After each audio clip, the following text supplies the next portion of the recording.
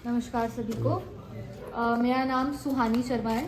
मैं इस वक्त 4th ईयर लॉ स्टूडेंट हूँ जम्मू यूनिवर्सिटी में, और मेरे साथ ही पीछे जितने भी बच्चे हैं हम सारे लॉ के ही बच्चे हैं। कोई 4th ईयर का है, कोई 3rd का है, और हम यहाँ पे आए हैं एक department of justice ministry of law BS मलार करके, उसके अंदर एक प्रोजेक्ट है स्पीड मेंटोरिंग। तो स्पीड मेंटोरिंग प्रोजेक्ट में हम सब यहाँ आए हैं, जहाँ हमारा बेसिक ऑब्जेक्टिव यही है कि हम जाके जो फार फ्लंग्स एरिया हैं, जो दूर दराज के एरिया हैं, वहाँ जाके लोगों से बात करें, उनको बताएं कि कौन सी ऐसी पॉलिसीज़ हैं जो उनके लिए हैं, और अगर वो पॉलिसीज़ हैं तो क्या वो एग्जीक्यूट हो रही हैं। सर हमारे साथ एडवोकेट मैम है उमा उपाध्याय, लॉयर है डलसा जमुई की, और जर्नलिज्म और मास कम्युनिकेशन के स्टूडेंट हैं शुभम कोतवाल सर।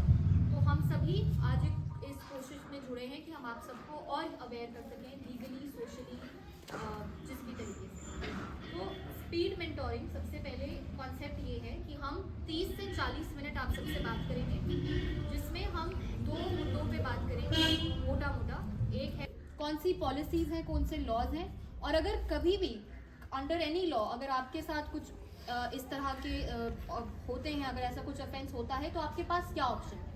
इससे रिलेटेड आपके पास प्रोटेक्शन ऑफिसर्स हैं, आपके पास वुमेन कमीशंस हैं। तो हम पूरा करके एक एक करके हमारी पूरी टीम आएगा। एक टीम आपको प्रोटेक्शन ऑफिसर के बारे में बताएगी, एक मेंबर आपको पॉलिसीज़ के बारे में अवेयर करेंगे। और इस कॉन्वर्सेशन के बाद कोई भी अगर आपका ऐसा डाउट हो, कुछ क्वेश्चन हो, कोई डिस्कशन हो जो आप भी करना चाहते हो, जो आप अपने आसपास देखते हैं, जो शायद हम नहीं टच कर पाए, लेकिन कोई ऐसा टॉपिक जो अपने आसपास आप देखते ही हैं, उससे रिलेटेड भी आप सब बात कर सकते हैं, आप सब बोल सकते हैं, आप सब सवाल पूछ सकते हैं। सवालों के जवाब देने के लिए हमारे पास एडवोकेट मैम है, हमारे पास सर है, और जितना हो सके हम भी उन सवालों का जवाब देने की कोशिश करेंगे।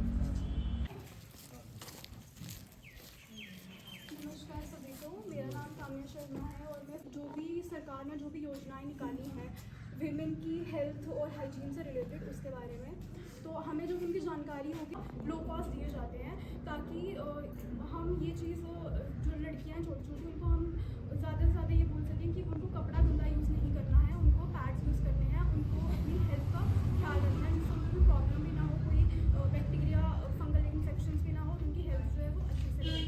हर वार्ड या गांव में जो आशा वर्कर्स होती हैं वो बेसिकली महिलाओं और जो औरतों के बीच का। देखो, मेरा नाम पलक है।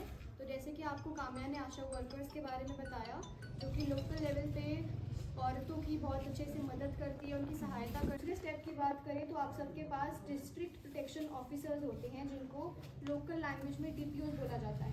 तो आपके बिश्नाह एरिया की अगर हम बात करें तो यहाँ पर जो आपका डिस्ट्रिक्ट प्रोटेक्शन ऑफिसर है वो है अंजुम कानी जी। अगर आप सबको नहीं पता है तो आपको इसके बारे में पता होना चाहिए। मेनली इनका क्या काम होता है डिस्ट्रिक्ट प्रोटेक्शन ऑफिसर्स का, कि जो भी अगर कोई तकलीफ लोकल लेवल की विमेन को है वो जाके आशा वर्कर्स से बात करती है, और आशा वर्कर्स जो हैं वो इनके इसी बात को लेके डिस्ट्रिक्ट प्रोटेक्शन ऑफिसर्स के पास जाती है। और ये जो प्रोटेक्शन ऑफिसर्स होते हैं ये आपको लीगल सपोर्ट देते हैं कि लीगल आशा वर्कर्स का मेन जो है, आशा वर्कर्स ये बेसिकली जैसे काम्या ने बताया लोकल लेवल पे वुमेन्स की मदद करती है। अब ये जाके क्या करती है, प्रोटेक्शन ऑफिसर से बात करती है। अगर फॉर एग्जांपल अगर मैं एग्जांपल लेके बात करूं, अगर कोई भी आशा वर्कर देख रही है कि लोकल लेवल पे किसी वुमेन है, कोई औरत है, उसके साथ डोमेस्टिक वायलेंस हो रहा है, ठीक है, डोमेस्टिक वायलेंस हो रहा है, तो आशा वर्कर्स क्या करेंगी, जाके उनसे बात करेंगी कि आपके साथ क्या है, जो भी आप फेस कर रहे हैं वो आप उनको बताएंगे। आशा वर्कर्स को फ्रीली बता सकते हैं आप। अब वो जाके प्रोटेक्शन ऑफिसर्स को बताएंगे, तो वो आपकी मदद करते हैं कि आप लीगल एड कैसे अप्रोच कर सकते हैं उसको। तो ये आप, क्योंकि ये ना असें रीत बनाई दी कि हाँ जी दाज देना, ठीक है, औरतां दिखदियां कि हाँ दाज किन्ना दिता, सोना किन्ना दिता जी, केह् दिता, ठीक है। फ्ही इ'यां होंदा कि जेह्ड़े साढ़े आंगर होंदे जि'यां बेचारे नेईं देई सकदे, उ'नें बी मजबूरन के देना पौंदा।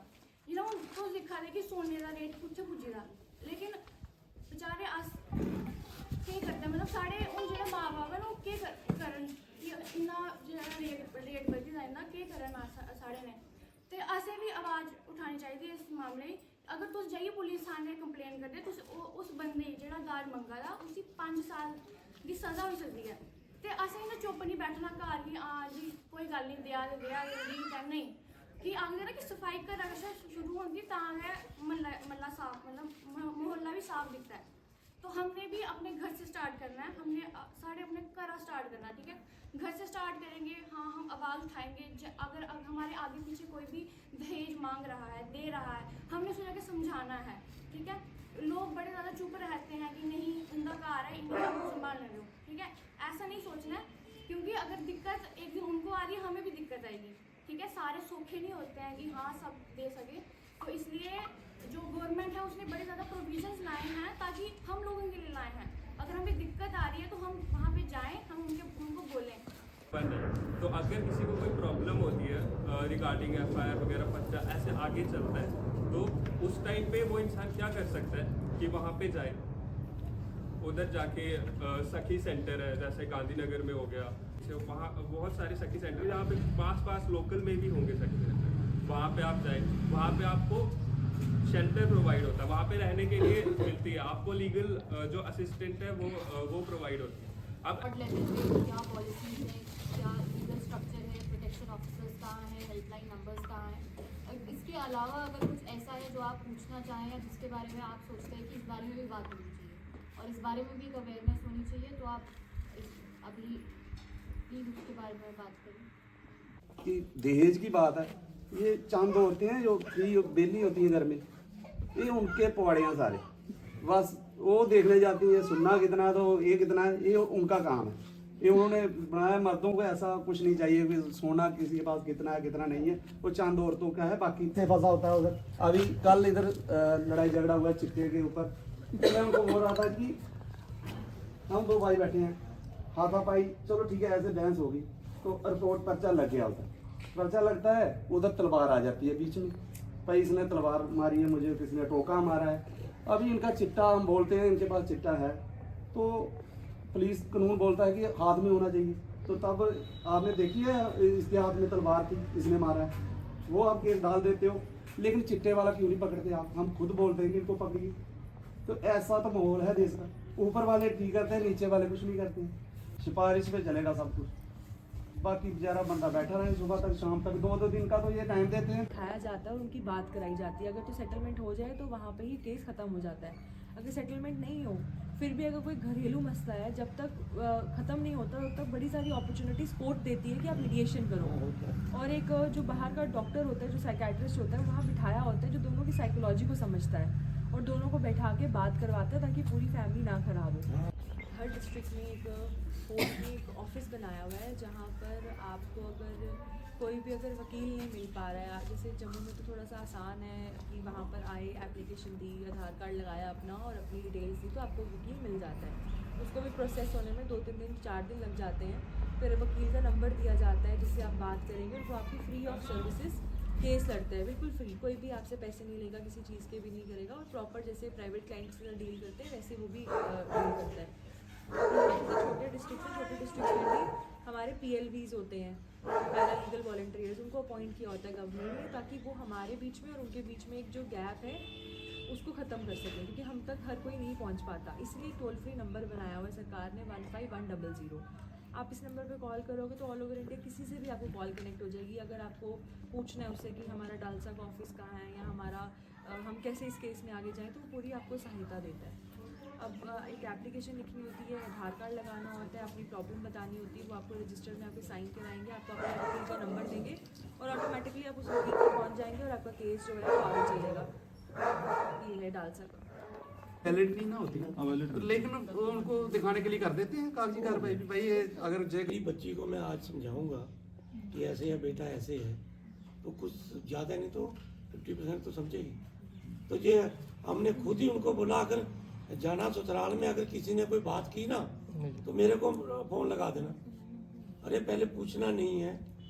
घर का ज़्यादा होता है क्योंकि वो फ़ोन पे फ़ोन, देखो हमारे बच्चे हैं, दुख लगता है, लेकिन नॉर्मल तो सभी के घर में बात होती है, वो कई बार उससे बड़ा इशू बन जाता है, ज़्यादा प्रॉब्लम जे भी आती है बीच में,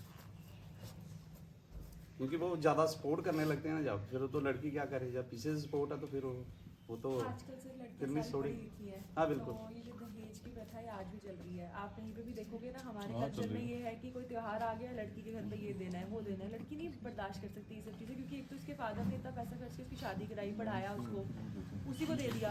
फिर हर त्योहार पे कुछ ना कुछ, कभी ये दो कभी वो दो, ये चीज़ भी तो गलत है ना। ससुराल वालों को भी तो फिर थोड़ा कंट्रोल होना चाहिए ना इस चीज़ पे। अगर पढ़ी लिखी लड़की देती है, ये उसको प्रेशर डालते 100 हो। में से कोई एक आधा मिलता है जी, ऐसा केस भी मिलता है। सर बहुत है, आप यहाँ की गांव की बात नहीं, चलो आप नहीं, मैं अपनी कर रहा हूँ। जम्मू की बात भी आप देख लोगे, आज भी पढ़े लिखे लोग जो है त्योहारों के नाम पे, लड़कियों के नाम पे, लड़कियों के बेनिफिट के नाम पे चीजें लेते देते हैं। प्रॉब्लम आती है लड़की के मायके वालों को। गांव वाले नहीं लेंगे दहेज मेरे ख्याल से मैम।